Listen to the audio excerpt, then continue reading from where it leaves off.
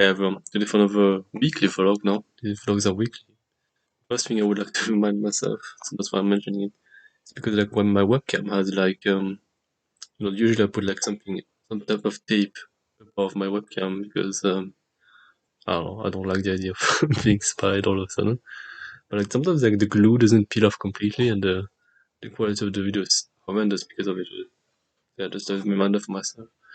So the subject of today is about bounded versus unbounded tasks. Subject of project management and something I've discovered for myself to be really important. So this is very simply what are examples of related to distinction. So examples of unbounded tasks is when you don't set yourself a frame or limit to the task. So there's no objective, there's no duration, there is no notion of what being done looks like. So for example, you would have like being on the internet and surfing, right? You have no goal, right? Like you're just doing it as much as possible. You're probably being very unconscious, but you don't have like an intention in mind, you don't have a goal in mind, and so on. And you don't have a limit duration as well, or like trying to work as much as possible. Right? Same thing as you don't really have a goal there, and you don't have a limit duration. So those are unbounded tasks, and examples of bounded tasks would be, if you take some examples, you start with internet surfing, but you set a limit duration of 1 hour. So that would be a bounded task. Another bounded task would be working on the introduction of your essay for 30 minutes. So here there are two bounds, right? You have the specific instruction and you have the duration bound. So two types of bounds. And in my experience, if you want to get things done, it's incredibly important, especially in the long term, to have bounded tasks. So what happens when you have unbounded tasks? So in my opinion, bounded tasks are just better in general, but if you want to get things done in life, it's unclear whether I think it's fine, right, to have like unbounded tasks if you're just chilling around and you don't have something in mind to do. But if you want to get something, if you want to get something done, it's absolutely crucial to have uh, this attitude of what are the bounds for your tasks.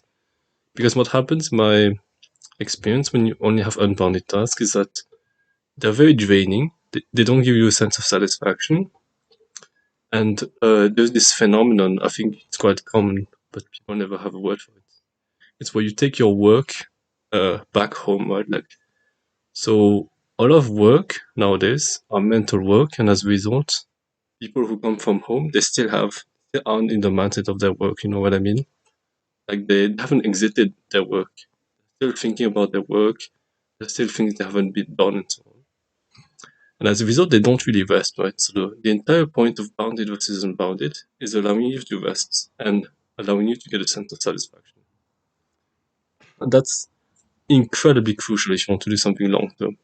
Like short term, you can probably get away with not being as good as that, but it's really it's really naive to think that you can get anything done substantial in the long term if you don't allow yourself to rest and design your systems around rest and the satisfaction you get. So there's a distinction to make, right, between bounded versus unbounded and specific versus vague instructions.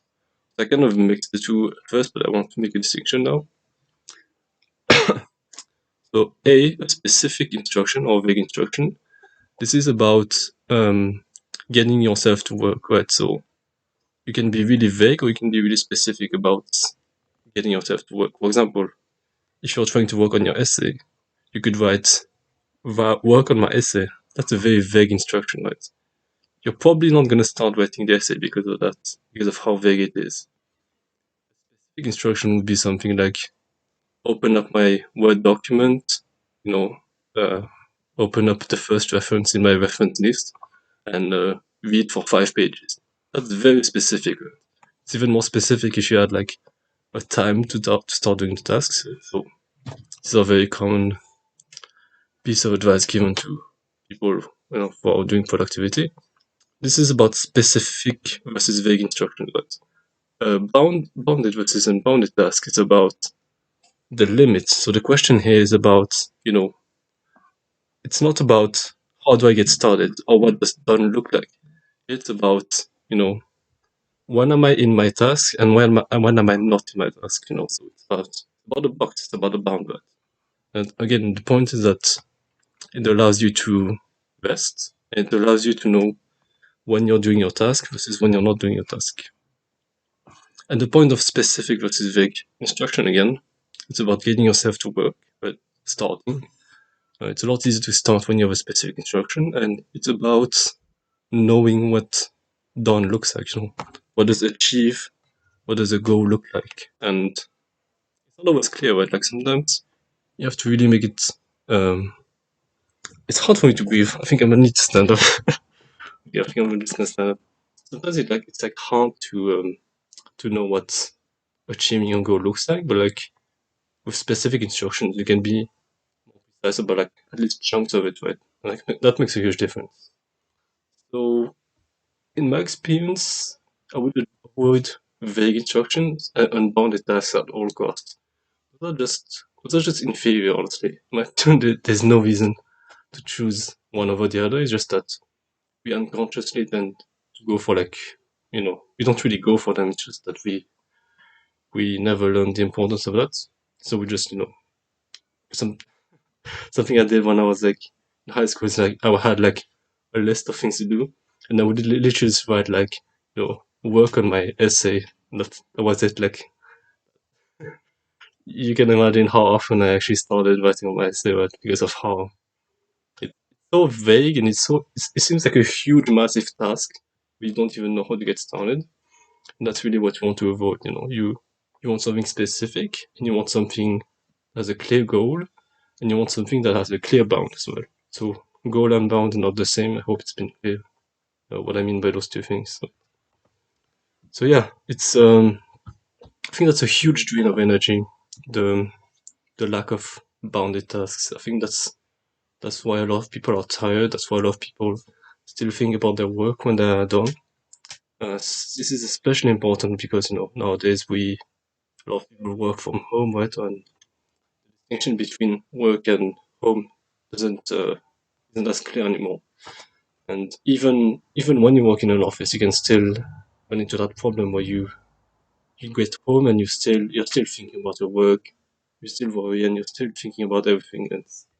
It's a huge drain of energy, right? So in my experience, it's not that hard to set up bounds, although mental bounds are harder, right? Like the whole worrying thing about when you're home, that's a bit harder, but like at least setting up time limits and setting up specific instructions, that's not hard, right? You just need to practice it, and once you do it consistently, then it just becomes a habit. It's not hard, it's simply about being aware of it, in my opinion. The simple aspect, right? The mental aspect, it's harder. I might talk about it later on because I'm not amazing at it either. I do tend to worry about things even when I'm done with them. But this is at least a start, right? So this is about. It's not really about getting more things done, in my opinion. Although actually specific instructions do help getting things done. But it's more about how to say. It's more about sanity and satisfaction and uh, rest, which ultimately make a huge difference in how much stuff you can get done, right? Because someone who burns out doesn't do a lot, right? Compared to someone who just keeps going at a steady pace and who respects his own sanity and rest. Yeah, that was about everything I had to say. That was a much more focused episode than the usual vlogs I make because it's about something I've been thinking a lot. Even when I was like younger, I was thinking about the fact that, oh yeah, that's a good example, right?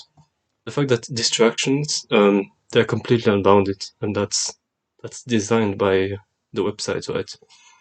So when you go on the internet, and you go on YouTube, for example, there is always a recommendation list. There is always a next video to watch.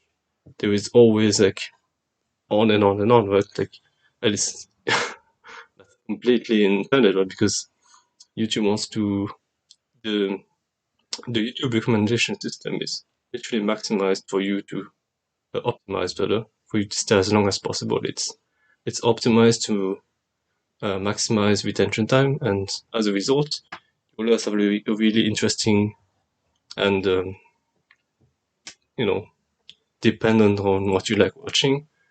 recommendation feed, and that's a huge problem. I've personally I've talked a lot in the previous video about like endless browsing, but um, my solution has basically been to cut off those things. I have Firefox add-ons that remove like the recommendation bar on YouTube and Twitter and those kind of things. And I still use YouTube, but I still use Twitter, but I don't use the endless browsing part because I think it just wastes your time. You know, it just wastes your time. Like it's just way too much.